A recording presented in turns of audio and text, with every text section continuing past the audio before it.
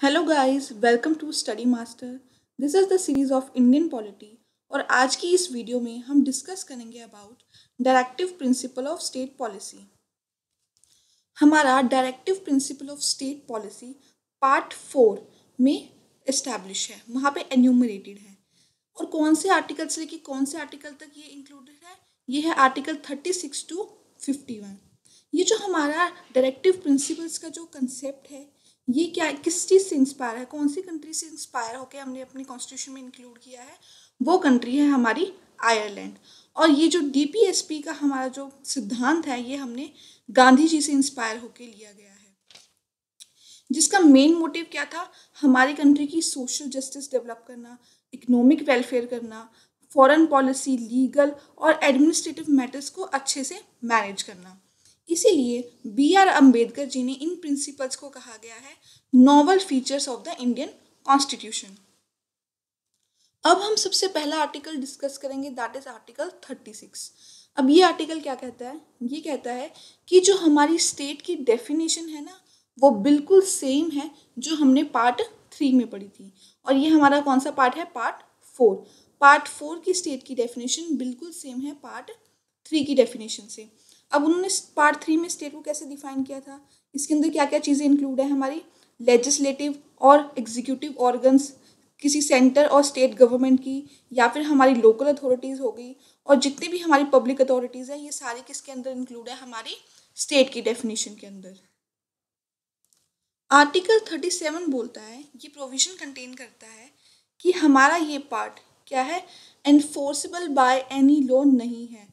It means अगर हमारा DPSP violet होता है तो हम किसी भी कोर्ट के पास उसको जाके इन्फोर्स नहीं करवा सकते हैं। हाँ, बट वो ये ज़रूर कहता है कि ये जो प्रिंसिपल्स दिए गए हैं, हमारे डायरेक्टिव प्रिंसिपल्स जो हमें दिए गए हैं, ये हमारी किस में हेल्प करते हैं? हमारी हेल्प करते हैं हमारे गवर्नेंस ऑफ कंट्री की। और ये हमारी स्टेट को बताते हैं कि ये स्टेट की ड्यूटी है, हमारी गवर्नमेंट की ड्यूटी है कि इन प्रिंसिपल से वो हमारा क्या करे? लॉ बनाने में अप्लाई करे। हमारे कंट्री के लॉ बनाने में जब वो लॉ मेकिंग कर रहे हैं, तो इन प्रिंसिपल्स का ध्यान रखते हुए वो लॉज बनाए जाएं। अब हम देखेंगे डायरेक्टिव प्रिंसिपल के कुछ फीचर्स। पहला फीचर क्या कहता है? वो कहता है कि जो फ्रेज है directive principle of state policy, इसका मीनिंग क्या है? ठीक है, ये क्या है? एक डायरेक्शन है, एक ऑर्डर है हमारी स्टेट के लिए, उनके लिए इंस्ट्रक्शन है हमारी गवर्नमेंट के लिए कि जब आप कोई पॉलिसी बनाएं, कोई लॉ बनाएं, तो इन प्रिंसिपल्स को ध्यान में रखते हुए आप कोई भी लॉ बनाइए। ठीक है। सेकेंड हमारा फीचर है कि इंस्ट्रूमेंट ऑफ इंस्ट्रक्शन। कहते हैं कि जो डायरेक्टिव प्रिंसिपल है ना, वो क्या है? इंस्ट्रूमेंट ऑफ इंस्ट्रक्शन से कुछ कुछ मिलते जुलते हैं। अब ये इंस्ट्रूमेंट ऑफ इंस्ट्रक्शन क्या चीज़ थी? ये हमारी आई थी गवर्नमेंट ऑफ इंडिया एक्ट 1935। ये इंस्ट्रूमेंट ऑफ इंस्ट्रक्शन कुछ इंस्ट्रक्शन बताती थी किन्हें? हमारे उस टाइम के गवर्नर जनरल्स को, कि भाई आपने जो है मैनेजमेंट इस इंस्ट्रक्शन के हिसाब से चलानी है, या इसके अकॉर्डिंग आपने गवर्नेंस अपनी चलानी है। उस टाइम पे क्या था? इंस्ट्रूमेंट ऑफ इंस्ट्रक्शन उन्हें बताता था। और आज के टाइम पे डायरेक्टिव प्रिंसिपल्स गवर्नमेंट को बताते हैं कि इन प्रिंसिपल्स, इन सिद्धांत के ऊपर आप अपने रूल्स बनाइए, अपने लॉ बनाइए। तो ये क्या है? हम कह सकते हैं कि जो इंस्ट्रूमेंट ऑफ इंस्ट्रक्शन है, उसी का एक नया जो नाम रखा गया है, that is directive principles. Next हमारा फीचर है, वो ये डिस्क्राइब करता है कि डायरेक्टिव प्रिंसिपल क्या है? बहुत ज़्यादा कॉम्प्रिहेंसिव है। क्यों? क्योंकि इसमें हर चीज़ मेंशन की गई है, हर चीज़ पे फोकस दिया गया है, चाहे इकोनॉमिक हो, सोशल हो, पॉलिटिकल हो, हर तरीके से हमारी स्टेट की डेवलपमेंट के लिए इसमें बात रखी गई है। जो हमारे डायरेक्टिव प्रिंसिपल है, इनका मेन एम क्या था? वैसे इनका जो मेन एम था कि ये अपने सिद्धांतों को, जो हमारे प्रियम्बल में मेंशन है, जो जस्टिस का सिद्धांत है, लिबर्टी, इक्वालिटी, फर्टर्निटी, ठीक है, प्रियम्बल में जितने भी ये आइडियाज़ मेंशन है, इस चीज़ को ये क्या कर सके? अचीव कर सके। हाँ, इनका जो मेन फोकस है वो किस चीज़ पर था? Welfare of state. हमारी जो कंट्री है उसको इकोनॉमिक और सोशल डेमोक्रेसी बनाने की इनकी कोशिश है। नेक्स्ट फीचर है कि डायरेक्टिव प्रिंसिपल हमारे क्या है? नॉन जस्टिसेबल है। इट मीन्स अगर हमारे डायरेक्टिव प्रिंसिपल्स में से कोई भी एक प्रिंसिपल अगर वॉयलेट हो रहा है, तो उसके लिए हम कोर्ट के पास नहीं जा सकते, उसको इन्फोर्स कराने के लिए कोर्ट हमारी हेल्प नहीं कर सकता। हमारे फंडामेंटल राइट्स क्या थे, वो हमारे जस्टिसेबल थे। अगर कोई फंडामेंटल राइट वायलेट हो रहा है तो उसके लिए हम कोर्ट के पास जा सकते हैं, पर डायरेक्टिव प्रिंसिपल के लिए नहीं जा सकते। सपोज डायरेक्टिव प्रिंसिपल में कोई लिखा गया है कि राइट टू वर्क का हमें अधिकार है, ठीक है। तो हम ये नहीं है कि हम अगर अनएम्प्लॉयड है तो हमारी कंट्री में कितने सारे लोग बेरोजगार हैं, ठीक है, तो वो क्या करेंगे, कोर्ट के पास चले जाएंगे, भाई हमारे पास तो राइट टू वर्क है, हमें नौकरियां दीजिए, ठीक है। तो इसीलिए क्या है, हमारा डायरेक्टिव प्रिंसिपल नॉन जस्टिसेबल है, इन्फोर्स नहीं किया जा सकता। नेक्स्ट फीचर में वो बात कर रहा है कि डायरेक्टिव प्रिंसिपल नॉन जस्टिसेबल तो है, बट वो क्या कर सकता है, कोर्ट की हेल्प कर सकता है ये चेक करने में, ये एग्जामिन करने में कि जो ये लॉ बनाया गया है ये वैलिड है, कॉन्स्टिट्यूशन के हिसाब से वैलिड है कि नहीं है, ये इन सिद्धांतों को पूरा कर रहा है जो हमारे इकोनॉमिक हो गया, इक्वलिटी, लिबर्टी, फर्टिलिटी, इन चीज़ों को वैलिडिटी प्रोवाइड कर रहा है कि नहीं कर रहा है। नेक्स्ट हमारा टॉपिक है classification of directive principles. Directive principle को हमने 3 कैटेगरीज में क्लासीफाई किया है। फर्स्ट है हमारी socialistic, second Gandhian and third है लिबरल इंटेलेक्चुअल प्रिंसिपल्स। तो हम सबसे पहले डिस्कस करेंगे अबाउट सोशलिस्ट प्रिंसिपल्स। ये सोशलिस्ट प्रिंसिपल क्या चीज़ है, ये वाले हमारे जितने भी प्रिंसिपल हैं ये हमारे क्या है, हमारे सोशलिज्म के सिद्धांत को बताते हैं। ये कहते हैं कि अगर हमें अपनी स्टेट को एक सोशलिस्ट स्टेट बनाना है, ठीक है, तो इनका मेन मोटिव क्या होना चाहिए, वहाँ की सोशल और इकोनॉमिक जस्टिस पे फोकस होना चाहिए ताकि स्टेट का पूरी तरीके से वेलफेयर हो सके। अब ये प्रिंसिपल्स क्या बताते हैं, फर्स्ट पॉइंट ये कहते हैं कि इनका जो मेन एम है वो क्या होना चाहिए, वेलफेयर ऑफ पीपल, लोगों का वेलफेयर होना चाहिए। अब ये वेलफेयर कैसे होगा, प्रमोट करके जस्टिस, चाहे वो सोशल जस्टिस हो, इकोनॉमिक जस्टिस हो या फिर पॉलिटिकल जस्टिस हो। सोशल जस्टिस हम कैसे प्रोवाइड कर सकते हैं सोसाइटी को, कि मतलब हम कास्ट सिस्टम नहीं रखेंगे, कास्ट सिस्टम को अबॉलिश करेंगे। इकोनॉमिक जस्टिस हो गया कि हम अपनी स्टेट की वेलफेयर पे ध्यान रखेंगे। दूसरी बात ये कहता है कि हम क्या करेंगे, हम मिनिमाइज करेंगे इनइक्वालिटीज़ को, ठीक है, जो डिस्क्रिमिनेशन हो रहा है इनकम के बेसिस पे, स्टेटस, फैसिलिटी, अपॉर्चुनिटी, वो हम कम करेंगे। कोई ऐसा ना हो कि जो अमीर तबका है वो अमीर होता जाए और जो गरीब तबका है वो गरीब होता जाए। तो हम क्या करेंगे, इनइक्वालिटीज़ को मिनिमाइज करेंगे। ये था हमारा आर्टिकल 38। आर्टिकल 39 में वो बात कर रहा है कि हम सिटीजन को सिक्योरिटी दे रहे हैं। किस चीज़ की सिक्योरिटी दे रहे हैं, कि right to adequate means of livelihood for all citizen. Mean कि वो अपने जो जीवन यापिका है, जो अपने जीवन चलाने के लिए कोई भी काम करना हो, उस चीज़ का हम उनको राइट है, ठीक है। Equitable distribution of material source of community, जो भी हमारी कम्युनिटी के मटीरियल सोर्स है, लाइक हम माइनिंग कर रहे हैं, कोई नेचुरल रिसोर्स निकल रहा है, ठीक है, धरती से, तो वो क्या है, सारे सोसाइटी के सारे क्लासेस में वो इक्विटेबल डिस्ट्रीब्यूट हो। ये ना हो किसी एक क्लास के पास ज़्यादा रिसोर्सेज हो, दूसरी क्लास के पास कम रिसोर्सेज हो। थर्ड वो कह रहा है कि हम क्या करेंगे, कॉन्सेंट्रेशन ऑफ वेल्थ को प्रिवेंट करेंगे। इट मीन्स जितना भी पैसा है, जितनी भी धन दौलत है या मीन्स ऑफ प्रोडक्शन है, वो किसी एक तबके के हाथ में ना आ जाए, सबको बराबर बटे। इस चीज़ का भी ये प्रिंसिपल्स ध्यान रखेंगे। Equal pay for equal work for man and women, चाहे मैन हो चाहे वुमेन हो, अगर वो सेम काम कर रहे हैं तो उनको इक्वल पैसे भी मिलने चाहिए। कोई भी ऐसी चीज़ हो रही है जहाँ पे वर्कर्स की या चिल्ड्रन की हेल्थ पे, ठीक है, या फिर उनके साथ कोई फोर्सेबली अब्यूज़ कर रहा है, ठीक है, उस केस में हम उनको प्रिजर्व करेंगे, उनको बचाएंगे। और साथ में ये भी कह रहा है कि हम चिल्ड्रन की डेवलपमेंट है, जो हेल्दी डेवलपमेंट है, कि वो कैसे ग्रो कर रहे हैं, क्यों क्या उनको न्यूट्रिशन मिल रहा है, उस चीज़ की भी अपॉर्चुनिटी हम उनको देंगे। ये सब कुछ हमारा मेंशन है आर्टिकल 39 में। अब आर्टिकल 39A की बात करते हैं। 39A ये कहता है कि हम सबको इक्वल जस्टिस प्रमोट करेंगे। इट मीन्स अगर कोई पर्सन जस्टिस पाना चाहता है इंडिया में, तो उसके लिए क्या है, इक्वालिटी रखी जाएगी। अगर वो फाइनेंशियली इतना स्ट्रॉन्ग नहीं है तो गवर्नमेंट उसको क्या प्रोवाइड करेगी, फ्री लीगल एड प्रोवाइड करेगी, ताकि वो अपने हिस्से का जस्टिस पा सके। आर्टिकल 41 ये कहता है कि अगर कोई अनएम्प्लॉयमेंट का केस है, कोई ओल्ड एज है, कोई सिक है, कोई डिसेबिलिटी में इन्वॉल्व है, कोई कुछ उनको कोई प्रॉब्लम है, ठीक है, जहाँ पे हम क्या है हमारे ये प्रिंसिपल हेल्प कर सकते हैं, तो उस केस में ये सिटीजन्स को सिक्योर कर रहे हैं किन राइट से, right to work, right to education, right to public assistance. अगर कोई बीमार है तो उसको क्या करेंगे, पब्लिक असिस्टेंस दी जाएगी, कोई हेल्थ वर्कर आके उनको चेक कर सकते हैं। तो इस तरह के राइट्स इसमें मेंशन है। नेक्स्ट आर्टिकल है आर्टिकल 42, ठीक है। इसमें क्या कहा गया है कि प्रोविजन बनाया गया है कि जितने भी कंडीशन ऑफ वर्क है जहाँ पे लोग काम कर रहे हैं वहाँ पे कंडीशन कैसे होनी चाहिए, ह्यूमन कंडीशन होनी चाहिए, कि काम करने की जगह इतनी ज़्यादा खतरनाक ना हो कि वहाँ पे काम करना ही इम्पॉसिबल हो जाए। Human condition of work. और क्या मिलना चाहिए, मटर्निटी रिलीफ सबको मिलनी चाहिए। आर्टिकल 43 क्या सिक्योर करता है, वो कहता है कि लिविंग वेज मीन्स कि जीने के लिए आपको जो भी चाहिए, आपकी एजुकेशन कंप्लीट होनी चाहिए, आपके फूड की जो नीड है वो कंप्लीट होनी चाहिए, ठीक है, इंश्योरेंस होनी चाहिए, लिविंग स्टैंडर्ड होना चाहिए। तो वो सारी क्या चीज़ें ये सिक्योर करता है। एक लिविंग स्टैंडर्ड डिसेंट होना चाहिए, सोसाइटी में और कल्चरल अपॉर्चुनिटी सारे वर्कर्स को मिलनी चाहिए। ये सारी चीज़ें हमारी आर्टिकल 43 में इंक्लूडेड हैं। फिर वो बात करते हैं कि हम सारे वो स्टेप्स लेंगे जो क्या है, पार्टिसिपेशन ऑफ वर्कर को सिक्योर करते हैं। मींस हमारी जब इंडस्ट्री मैनेज हो रही है, जब इंडस्ट्री बन रही है, उसमें काम करने के लिए हमारे वर्कर्स का पार्टिसिपेशन, ये आर्टिकल वो सिक्योर करता है। वो आर्टिकल है आर्टिकल 43A।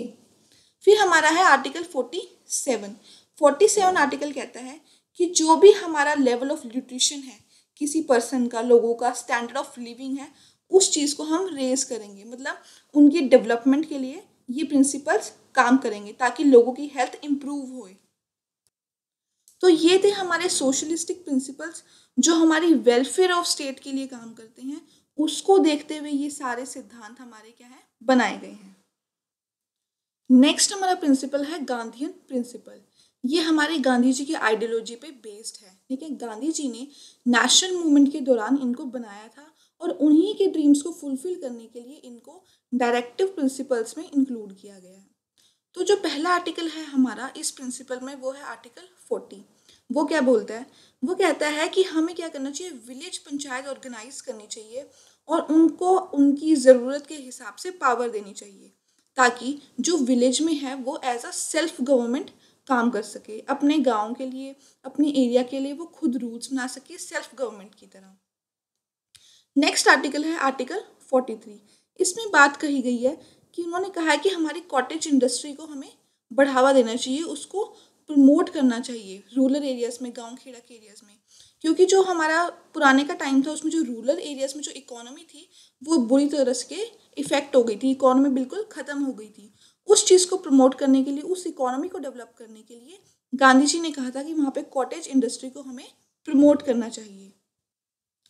आर्टिकल 43B ये कहता है कि हमें क्या प्रमोट करना चाहिए, कोऑपरेटिव सोसाइटी की मैनेजमेंट को, ठीक है, और उसके एस्टैब्लिशमेंट को प्रमोट करना चाहिए। किस बेसिस पे, वॉलंटरी फॉर्मेशन के बेसिस पे, या फिर उनका डेमोक्रेटिक कंट्रोल हो, उनकी प्रोफेशनल मैनेजमेंट हो। मतलब एक ही तबके के लोग, एक ही तरह का जो जब ग्रुप बनेगा, एक वॉलंटरी फॉर्मेशन होगी, ठीक है, एक डेमोक्रेटिक वे से वो अपनी कोऑपरेटिव सोसाइटी को जब चला पाएंगे, तो उस चीज़ को हमें क्या करना चाहिए, प्रमोट करना चाहिए, बढ़ावा देना चाहिए। नेक्स्ट आर्टिकल है आर्टिकल 46। आर्टिकल 46 कहता है कि हमें एजुकेशनल और economic interest of SC ST को प्रमोट करना चाहिए। जितने भी हमारी सोसाइटी के वीकर सेक्शन हैं, ठीक है, उनके खिलाफ कोई सोशल इनजस्टिस ना हो, उनके अगेंस्ट कोई एक्सप्लोटेशन ना हो, इसलिए हमें उनकी एजुकेशन को प्रमोट करना चाहिए। फॉर एग्जाम्पल, अगर हम कहें किसी स्टेट में एक प्रावधान है कि SC ST को प्रमोट करने के लिए, उनकी डेवलपमेंट के लिए स्कॉलरशिप दी जा रही है, ठीक है, तो ये डिपेंड करता है वहाँ के रिसोर्सेज पे। ज़रूरी नहीं है कि एक अगर स्टेट में ये स्कॉलरशिप दी जा रही है तो दूसरी स्टेट में भी यही स्कॉलरशिप दी जा रही हो। ये डिपेंड करता है वहाँ की स्टेट गवर्नमेंट पे कि वो ये स्कॉलरशिप देना चाह रही है या नहीं देना चाह रही है। नेक्स्ट है हमारा आर्टिकल 47। आर्टिकल 47 मना कर रहा है किस चीज़ को, कंजप्शन ऑफ इंटॉक्सिकेटिंग ड्रिंक्स। आप कोई भी ऐसी ड्रिंक्स नहीं ले सकते जिसमें कोई नशा हो या कोई ड्रग्स हो जो आपकी हेल्थ के लिए इंजूरियस हो, उस चीज़ को ये प्रोहिबिट कर रहा है। आर्टिकल 48 कहता है कि हम किस चीज़ को मना कर रहे हैं, प्रोहिबिट कर रहे हैं, स्लॉटर ऑफ काउस को, काव्स को और अदर मिल्च को, ड्रॉट कैटल को, बट हम उनकी ब्रीड्स को क्या करेंगे, उनकी ब्रीड्स को हम इम्प्रूव करेंगे। अब हम बात करेंगे हमारे लिबरल इंटेलेक्चुअल प्रिंसिपल्स की। इसमें जो पहला आर्टिकल है वो है आर्टिकल 44। वो ये कहता है कि जितने भी हमारे सिटीजन्स हैं पूरे कंट्री में, उनको एक सिक्योरिटी देता है कि उनके ऊपर एक यूनिफॉर्म सिविल कोड लगेगा। इट मीन्स सारे सिटीजन्स के लिए जो सिविल कोड होंगे वो एक बराबर ही होंगे, एक जैसे ही होंगे। आर्टिकल 45 कहता है, वो एक प्रोवाइड करता है क्या चीज़, कि जितने भी चिल्ड्रन हैं उनको एक चाइल्डहुड केयर और एजुकेशन प्रोवाइड होगी। कब तक, जब तक कि वो 6 साल के नहीं हो जाते। इसी के रिगार्डिंग हमारा एक राइट टू एजुकेशन एक्ट भी बना था, जिसमें कहा गया था राइट टू एजुकेशन, उसको इंक्लूड किया गया था हमारे फंडामेंटल राइट में कि आप 6 से 14 साल के जो बच्चे होंगे उनको क्या देंगे, हम एजुकेशन की उनको सहूलियत दी जाएगी। आर्टिकल 48 ये कहता है कि हमें क्या करना चाहिए, अपनी एग्रीकल्चर और एनिमल हस्बेंड्री को मॉडर्न और साइंटिफिक लाइंस पे ऑर्गेनाइज करना चाहिए। इट मीन्स जो हमारे एग्रीकल्चर के मेथड हैं, जो हमारी एनिमल हस्बेंड्री के मेथड हैं, उनके इम्प्रूवमेंट के लिए हमें मॉडर्न और साइंटिफिक चीज़ों की मेथडोलॉजी की हेल्प लेनी चाहिए। आर्टिकल 48 कहता है कि हमें अपनी इन्वायरमेंट, अपनी फॉरेस्ट लाइफ, अपनी वाइल्ड लाइफ को सेफ करने के लिए, उसकी इम्प्रूवमेंट के लिए हमें काम करनी चाहिए।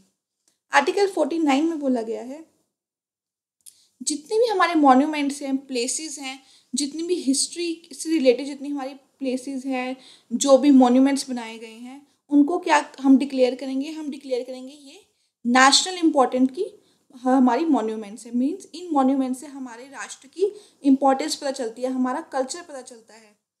आर्टिकल 50 डिस्क्राइब करता है कि जो हमारी जुडिशरी है वो सेपरेट है किस चीज़ से, हमारी एग्जीक्यूटिव सर्विसेज से। हमारी एग्जीक्यूटिव पब्लिक सर्विस अलग है और जुडिशरी अलग है। कोई भी एग्जीक्यूटिव ऑफिशियल अगर कोई काम करता है तो उसके लिए जुडिशरी के सामने वो आंसरेबल है। जुडिशरी उससे पूछ सकती है भाई ऐसा क्यों हुआ या आपने ऐसा क्यों किया। अब देखते हैं हम आर्टिकल 51। आर्टिकल 51 हमारा फोकस करता है हमारी इंटरनेशनल लॉ पे। ठीक है, ये क्या करता है, पहला काम ये करेगा, हमारे इंटरनेशनल पीस को प्रमोट करेगा। ठीक है, ताकि जो हमारे क्या है रिलेशंस हैं, हमारी कंट्री के रिलेशंस है बिटवीन किस चीज़ की, विद इन द कंट्री या फिर आउटसाइड द कंट्री, वो हमारे क्या रहे, मेंटेन रहे। सेकेंड थिंग ये क्या करता है, जो भी हमारे इंटरनेशनल लॉ है या हमारी ट्रीटी चल रही है किसी दूसरी कंट्रीज़ के साथ, उस चीज़ को ये रिस्पेक्ट करेगा। थर्ड ये क्या कर रहा है, कोई भी इंटरनेशनल डिस्प्यूट है उसको सेटल करने के लिए ये एनकरेजमेंट कर रहा है, उसको एनकरेज कर रहा है कि जितने भी हमारे डिस्प्यूट्स हैं हमें उनको सेटल करना चाहिए। तो ये थे हमारे लिबरल इंटेलेक्चुअल प्रिंसिपल्स के कुछ आर्टिकल्स। अब हम देखेंगे कि हमारे कौन कौन से जो न्यू डायरेक्टिव प्रिंसिपल्स हैं वो हमारी ओरिजिनल लिस्ट में ऐड हुए थे। तो 42nd अमेंडमेंट एक्ट ऑफ 1976 के तहत हमारे 4 नए डायरेक्टिव प्रिंसिपल्स को ऐड किया गया था। पहला कौन सा था, article 39, to secure opportunity for healthy development of children. Children की हेल्दी डेवलपमेंट के लिए हम सिक्योरिटी प्रोवाइड करेंगे। ठीक है, आर्टिकल 39A, इक्वल जस्टिस। ठीक है, और फ्री लीगल एड पुअर्स को दी जाएगी। जितने भी पुअर सेक्शन के पीपल हैं उनको ये अधिकार होगा कि वो अपने लिए इक्वल जस्टिस की डिमांड कर सकते हैं। थर्ड चीज़, वर्कर की पार्टिसिपेशन किस चीज़ में, इंडस्ट्री के मैनेजमेंट में। ये हो गया हमारा आर्टिकल 43A। फिर हम बात करेंगे कि हमारे इन्वायरमेंट, हमारे फॉरेस्ट, वाइल्ड लाइफ को प्रोटेक्ट और इम्प्रूव करना, वो चीज़ भी हमारी ऐड की गई अंडर आर्टिकल 48A। अब हम देखेंगे हमारे डायरेक्टिव प्रिंसिपल से रिलेटेड कुछ फैक्ट्स। जैसे कि पहला फैक्ट क्या है कि जो आर्टिकल 38 है जो डील कर रहा है किस चीज़ से, कि हम इनकम की इनइक्वालिटीज़ को, स्टेटस, फैसिलिटी, अपॉर्चुनिटीज़ की इनइक्वालिटीज़ को मिनिमाइज करेंगे। ये हमारा आर्टिकल 38 कब ऐड हुआ था, ये ऐड हुआ था 44th अमेंडमेंट एक्ट ऑफ 1978।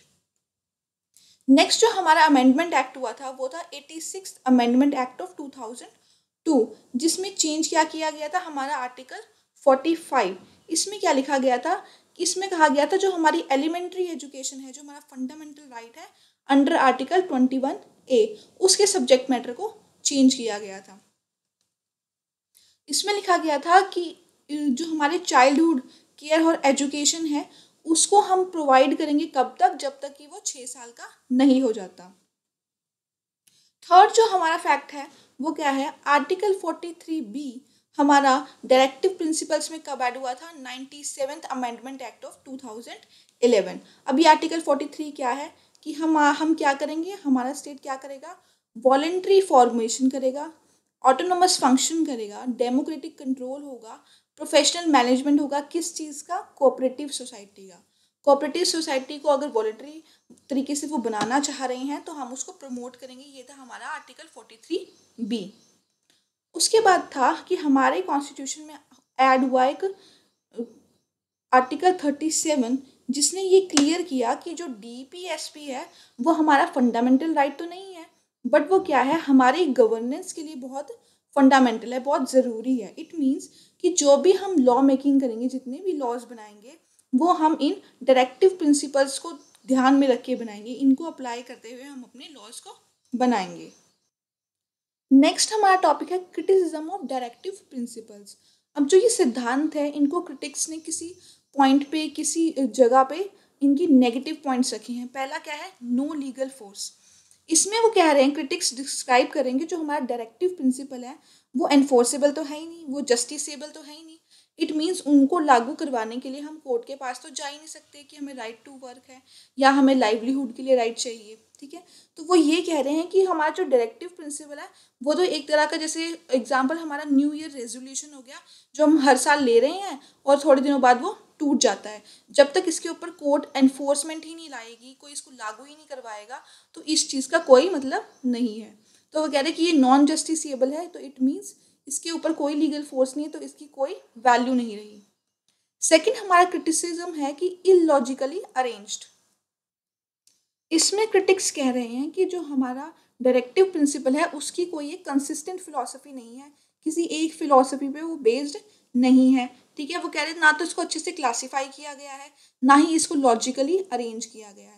ये एक तरह का ना अनइम्पॉर्टेंट इशू का मिक्स लगता है कि जितने भी उनको इश्यूज लगे उन्होंने सारे मिक्स करके इस डायरेक्टिव प्रिंसिपल्स में डाल दिए।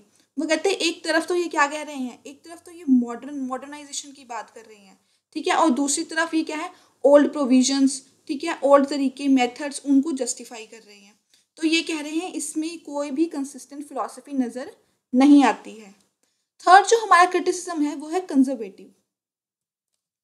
अब सर आइवर जेनिंग्स ने कहा कि जो ये डायरेक्टिव प्रिंसिपल्स हैं ये क्या है, एक कंजर्वेटिव अप्रोच है। इट मीन्स उन्होंने कहा कि जो आज के इंडिया के डायरेक्टिव प्रिंसिपल्स हैं वो किस तरह के हैं, जो कि मिडिल 20th सेंचुरी में जो लागू किए जाते हैं ना, उस टाइप के ये आज के डायरेक्टिव प्रिंसिपल हैं। उन्होंने कहा कि जो फेबियन सोशलिज्म है ना, अगर उस चीज़ से सोशलिज्म को हटा दिया जाए तब ये इंडिया के डायरेक्टिव प्रिंसिपल्स बन जाते हैं। अब हम देखते हैं कि फेबियन सोशलिज्म क्या है।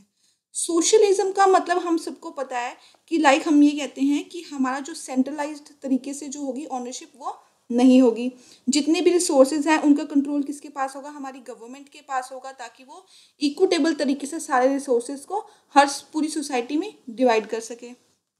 बट फेबियन सोशलिज्म क्या चीज़ है, वो कहते हैं कि हम डेमोक्रेटिक सोशलिज्म को लेकर आएंगे। वो फेवर करते हैं डेमोक्रेटिक सोशलिज्म का, बट ये डेमोक्रेटिक सोशलिज्म वो एकदम से नहीं आएगी, ठीक है, किसी भी रेवोल्यूशन तरीके से नहीं आएगी, ये आएगी एकदम स्टेप बाय स्टेप, धीरे धीरे ये हमारी एवॉल्व होएगी हमारी डेमोक्रेटिक सोशलिज्म।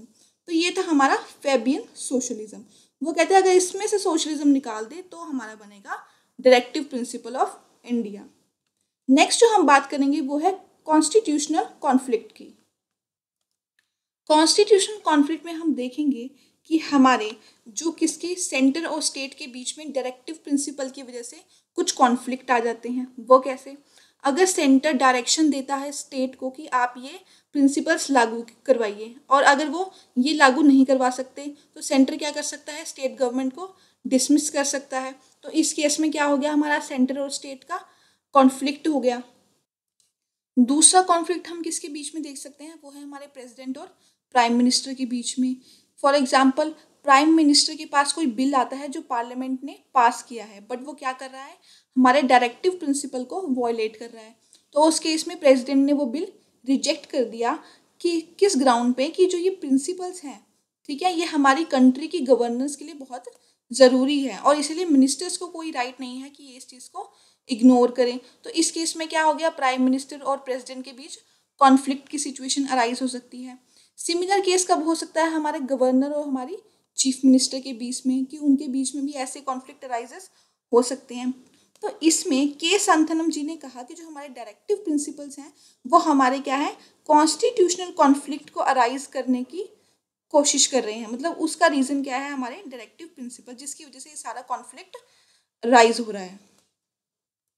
नेक्स्ट हमारा टॉपिक है यूटिलिटी ऑफ डायरेक्टिव प्रिंसिपल्स। इसमें कहते हैं कि इतने सारे क्रिटिसिज्म होने के बावजूद भी जो हमारे डायरेक्टिव प्रिंसिपल हैं हमारे कॉन्स्टिट्यूशन के लिए, हमारी लॉ मेकिंग के लिए बहुत ही इंपॉर्टेंट है।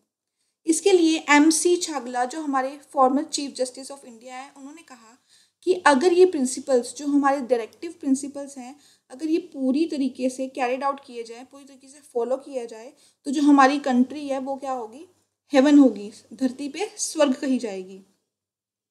क्योंकि जो हमारे डायरेक्टिव प्रिंसिपल हैं वो किस चीज़ को प्रमोट कर रहे हैं, इकोनॉमिक डेमोक्रेसी को प्रमोट कर रहे हैं, ठीक है।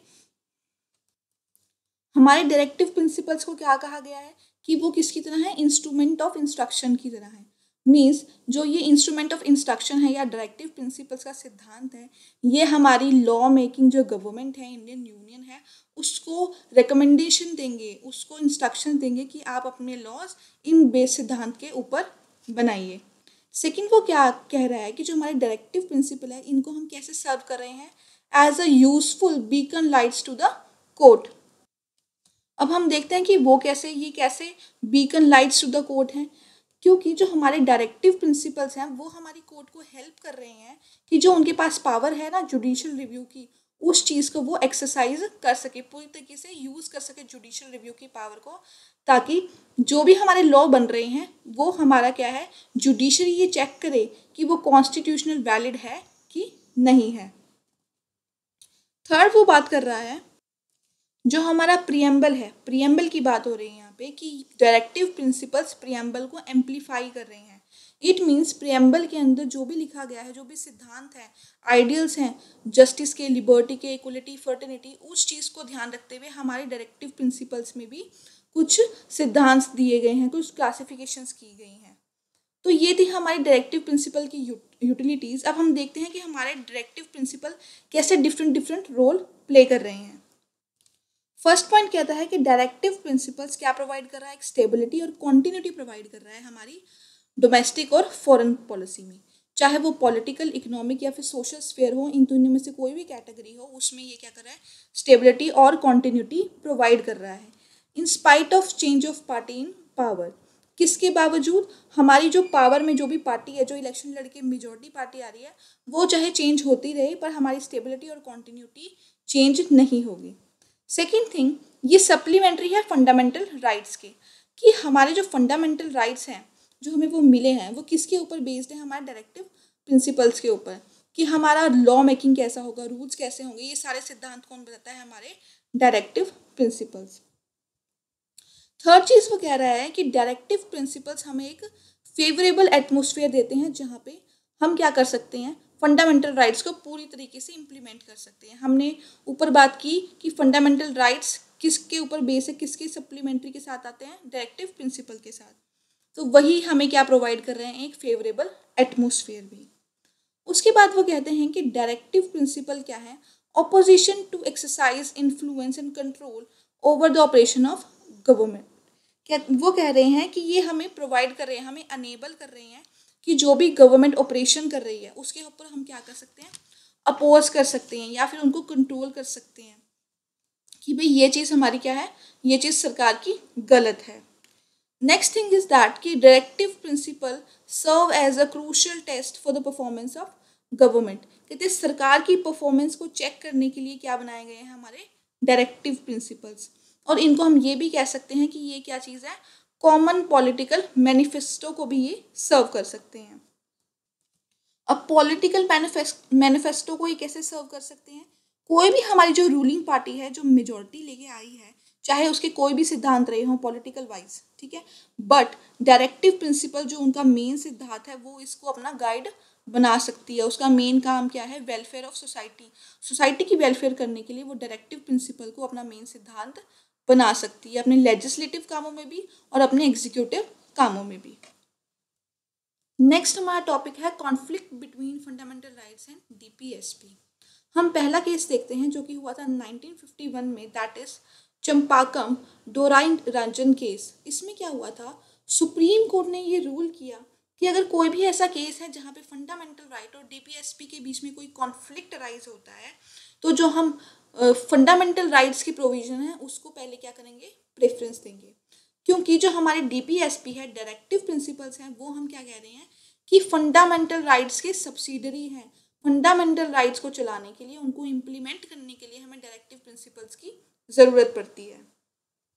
और साथ ही साथ सुप्रीम कोर्ट ने ये भी कहा कि पार्लियामेंट के पास पावर है कि वो फंडामेंटल राइट्स को अमेंड कर सकती है, उसको चेंज कर सकती है। किसके द्वारा? कॉन्स्टिट्यूशन अमेंडमेंट एक्ट के द्वारा। इसका नतीजा क्या हुआ कि पार्लियामेंट में अपना पहला फर्स्ट अमेंडमेंट एक्ट निकाला 1951 में, फिर फोर्थ अमेंडमेंट एक्ट हुआ 1955 में, 17th अमेंडमेंट एक्ट हुआ 1964 में, हमारे डायरेक्टिव्स को इम्प्लीमेंट करने के लिए, उनको इम्प्लीमेंट करवाने के लिए अमेंडमेंट अमेंडमेंट एक्ट हुए। सेकेंड हम केस देखते हैं जहाँ पे हमें कॉन्फ्लिक्ट की सिचुएशन नजर आती है, वो है गोकुलनाथ केस 1967 का। उस केस में सुप्रीम कोर्ट ने ये माना कि parliament can not amend fundamental rights, कि पार्लियामेंट हमारी जो है फंडामेंटल राइट्स को चेंज नहीं कर सकती। किस चीज़ के लिए? Directive principles of state policy को लागू करने के लिए। अगर हमें डीपीएसपी को लागू करवाना है तो हम फंडामेंटल राइट्स को चेंज नहीं कर सकते। इसके रिजल्ट में क्या हुआ? पार्लियामेंट ने अनेक्ट किया कौन सा अमेंडमेंट एक्ट?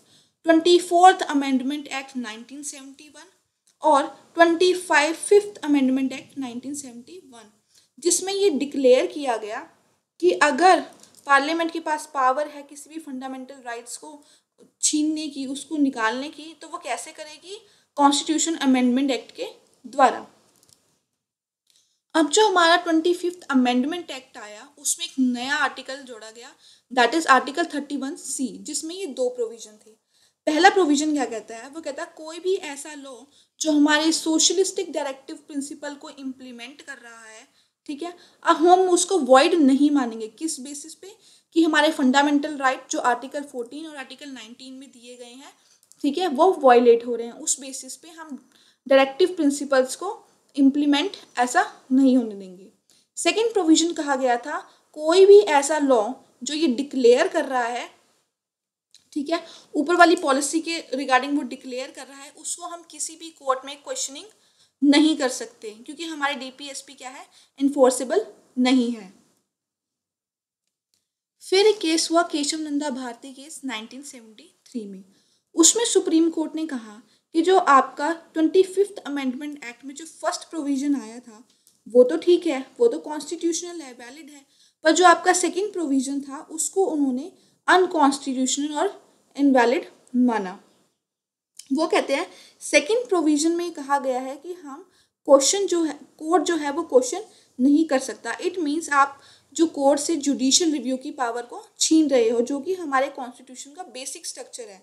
तो ये तो कोई एक अनकॉन्स्टिट्यूशनल चीज़ हो गई। तो इसीलिए उन्होंने क्या किया? केशव नंदा भारती केस में सुप्रीम कोर्ट ने सेकंड प्रोविजन को अनकॉन्स्टिट्यूशनल माना है। इसका रिजल्ट क्या हुआ? Through 42nd amendment act parliament ने फर्स्ट प्रोविजन के स्कोप को एक्सटेंड कर दिया, ठीक है। उसके अकॉर्डिंग क्या हुआ? Position of legal primacy and supremacy to directive principle over fundamental rights conferred by 14, 19 and 31। उन्होंने कहा क्या? उसके अकॉर्डिंगली जो हमारे डायरेक्टिव प्रिंसिपल्स की पोजीशन है वो हमारे फंडामेंटल राइट्स के ऊपर रहेगी। किस आर्टिकल के थ्रू? आर्टिकल 14 जो हमारा कहता है कि हमें इक्वालिटी बिफोर लॉ मिलनी चाहिए, इक्वल प्रोटेक्शन ऑफ लॉ होना चाहिए। आर्टिकल 19 जो हमारी freedom of speech, assembly, movement को डिस्क्राइब करता है, और आर्टिकल 31 जो कि क्या था? Right to property. फिर हमारा एक नेक्स्ट केस आता है मिनर्वा मिल केस 1980 में। इसमें सुप्रीम कोर्ट ने क्या कहा? उसने कहा कि हम आर्टिकल 31 की एक्सटेंशन कर रहे हैं by the act 42nd amendment act, ठीक है। फिर उसने कहा कि अगर जो भी हम इसको 31C को एक्सटेंशन कर रहे हैं, उसको इन्होंने कहा कि वो क्या चीज़ है, अनकॉन्स्टिट्यूशन और इनवैलिड है। इट मीन्स उन्होंने कहा कि जो भी हमारे इंडियन कॉन्स्टिट्यूशन का बेडरॉक है, जो मेन फाउंडेशन है, वो कैसे बनेगी, हमारे फंडामेंटल राइट्स और हमारे डायरेक्टिव प्रिंसिपल का जब बैलेंस होगा, तभी हमारा कॉन्स्टिट्यूशन एक बेडरॉक बनेगा, एक सॉलिड कॉन्स्टिट्यूशन बनेगा। साथ ही साथ उसने ये भी कहा कि जो हमारे डीपीएसपी है, हमारे डायरेक्टिव प्रिंसिपल्स हैं, वो क्या है, सबऑर्डिनेट हैं फंडामेंटल राइट्स के। फंडामेंटल राइट्स को इम्प्लीमेंट करवाने के लिए हम डीपीएसपी की हेल्प लेते हैं, उनके सिद्धांतों की मदद लेते हैं। अब सुप्रीम कोर्ट की कुछ रूलिंग्स हैं, वो पहली क्या है, पहली रूलिंग है कि फंडामेंटल राइट और डीपीएसपी दोनों मिला के हमारे क्या करेंगे, सोशल रेवोल्यूशन को कमिटमेंट देंगे। हमारी सोसाइटी के लिए क्या इंपॉर्टेंट है, दोनों का बैलेंस। सेकेंड थिंग वो कहता है कि फंडामेंटल राइट्स और डायरेक्टिव प्रिंसिपल्स में अगर बैलेंस होगा, हार्मोनी होगी, तभी हमारा कॉन्स्टिट्यूशन का बेसिक जो स्ट्रक्चर है वो क्या होगा, फुलफिल होगा। थर्ड चीज़ वो कह रहा है कि जितने भी गोल्स हमारे डायरेक्टिव प्रिंसिपल ने सेट किए हैं, मतलब डायरेक्टिव प्रिंसिपल का जो सिद्धांत है उसमें जितनी भी बातें कही गई हैं, जिस चीज़ को हम अचीव करना चाह रहे हैं, वेलफेयर ऑफ स्टेट को, वो कैसा होना चाहिए, वो फंडामेंटल राइट्स को बिना वॉयलेट किए अचीव होना चाहिए। मतलब उनकी एब्रोगेशन के विदाउट हम डायरेक्टिव प्रिंसिपल्स के गोल्स को अचीव कर लें, ऐसा होना चाहिए। तो ये हम कह सकते हैं कि हमारे फंडामेंटल राइट्स हैं, वो क्या है, थोड़े डायरेक्टिव प्रिंसिपल से सुप्रीम है, मतलब उससे थोड़े ऊपर है। हाँ, हम ये कह सकते हैं कि डायरेक्टिव प्रिंसिपल्स भी हमारे इम्पोर्टेंट है हमारी गवर्नेंस के लिए। ठीक है, पार्लियामेंट के पास पावर क्या है कि वो फंडामेंटल राइट्स को कभी भी अमेंड कर सकती है हमारे डायरेक्टिव प्रिंसिपल्स को इम्प्लीमेंट करने के लिए। पर ये अमेंडमेंट कब करेगी, अमेंडमेंट तभी होगी जब वो हमारे कॉन्स्टिट्यूशन के, हमारे संविधान के बेसिक स्ट्रक्चर को कोई भी डैमेज, कोई भी डिस्ट्रॉय या कोई वॉयलेशन ना करे, तभी वो हमारे फंडामेंटल राइट्स को चेंज कर सकती है। अब हम देखते हैं कि हमारे फंडामेंटल राइट्स और हमारे डायरेक्टिव प्रिंसिपल में क्या डिफरेंस है, या हम कह सकते हैं इन दोनों को हम कैसे समराइज कर रहे हैं। पहली चीज, हमारे फंडामेंटल राइट्स किस में मेंशन है, हमारे पार्ट 3 में, आर्टिकल 12 से लेके आर्टिकल 35 के बीच में हमारे फंडामेंटल राइट्स क्या है, मेंशन किए गए हैं। और हमारे डायरेक्टिव प्रिंसिपल्स कहाँ पे रिटर्न है, हमारे पार्ट 4 में, आर्टिकल 36 से लेके आर्टिकल 51 तक ये हमारे मेंशन किए गए हैं। सेकेंड डिफरेंस क्या है कि जो हमारे फंडामेंटल राइट्स हैं, हम उनको क्या कह रहे हैं, ये एक बेसिक राइट है जो हमारे इंडियन सिटीजन को दिए गए हैं, उनको गारंटी करी गई है कि आपको ये राइट्स मिलेंगे। डायरेक्टिव प्रिंसिपल क्या है, ये एक तरह की गाइडलाइंस है कि हमारी पॉलिसीज, हमारी लॉ मेकिंग किस तरह की होनी चाहिए, ये हमें डायरेक्टिव प्रिंसिपल्स बताते हैं। थर्ड जो डिफरेंस निकल के आ रहा है वो है पॉलिटिकल डेमोक्रेसी। हमारी कंट्री में पॉलिटिकल डेमोक्रेसी इस्टेब्लिश हो, इसलिए फंडामेंटल राइट्स दिए गए हैं। और डायरेक्टिव प्रिंसिपल्स किस पे फोकस करते हैं, वो हमारी इकोनॉमिक एंड सोशल डेमोक्रेसी पे फोकस करते हैं कि हमारा वेलफेयर ऑफ स्टेट होना चाहिए, जो हमारे रूरल एरियाज हैं वो कहीं इकोनॉमी में पीछे ना रह जाएं, या फिर सोसाइटी सोशल डेमोक्रेसी होनी चाहिए, सोसाइटी में किसी तरह का भेदभाव ना हो, कास्ट सिस्टम को रिमूव किया जाए। ये सारी ही चीज़ें हमारी डायरेक्टिव प्रिंसिपल्स में मेंशन की गई हैं। आगे जो हमारा डिफरेंस है दैट इज कि फंडामेंटल राइट हर एक सिटीजन की वेलफेयर को प्रमोट कर रहा है, और हमारे डायरेक्टिव प्रिंसिपल किस पे फोकस कर रहे हैं, पूरी कम्युनिटी पे, पूरी कम्युनिटी के वेलफेयर के ऊपर ये फोकस कर रहे हैं। नेक्स्ट जो डिफरेंस है जो कि बहुत ज़्यादा इंपॉर्टेंट है, अगर फंडामेंटल राइट्स वॉयलेट हो रहे हैं तो वो क्या है, पनिशेबल है, उसके लिए हम कोर्ट के पास जा सकते हैं। एज पर लॉ फंडामेंटल राइट्स को वॉयलेट करने की एक पनिशमेंट है, जबकि डायरेक्टिव प्रिंसिपल्स में ऐसा कुछ भी नहीं है। फिर जो मेन डिफरेंस आता है कि फंडामेंटल राइट्स क्या हैं, जस्टिसेबल है। इट मीन्स अगर कोई हमारे फंडामेंटल राइट्स को वॉयलेट कर रहा है तो हम उसको एनफोर्स कराने के लिए कोर्ट के पास जा सकते हैं, बट हमारे डायरेक्टिव प्रिंसिपल्स जस्टिसेबल नहीं है।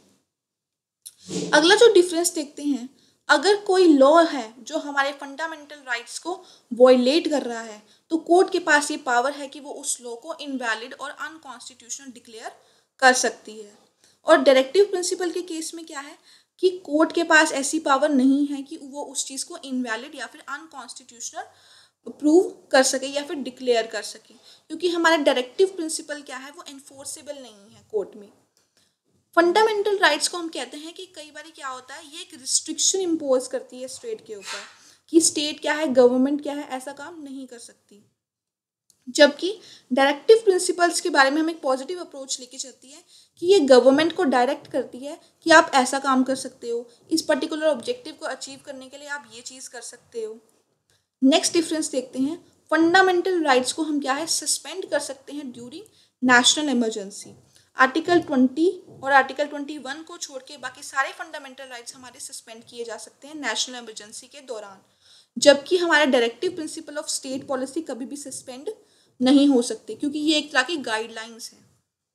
उसके बाद हम देखते हैं कि जो हमारे फंडामेंटल राइट्स हैं वो हमने कहाँ से बोरो किए हैं, कहाँ से उसकी इंस्पिरेशन ली है। वो ली है हमने कॉन्स्टिट्यूशन ऑफ यूएस से। और डायरेक्टिव प्रिंसिपल्स की हमने कहाँ से इंस्पिरेशन ली है, ये हमने बोरो किया है आयरलैंड के कॉन्स्टिट्यूशन से। तो इस वीडियो में हमने डिस्कस किया हमारे डायरेक्टिव प्रिंसिपल्स के फीचर्स, उनके न्यू डायरेक्टिव प्रिंसिपल, उनकी क्रिटिसिज्म, उनकी यूटिलिटी, और जो भी हमारे कॉन्फ्लिक्ट अराइज हुए हमारे फंडामेंटल राइट्स और डायरेक्टिव प्रिंसिपल्स के बीच में। नेक्स्ट वीडियो में हम बात करेंगे हमारी फंडामेंटल ड्यूटीज़ की। Till then stay connected with Study Master. Thank you.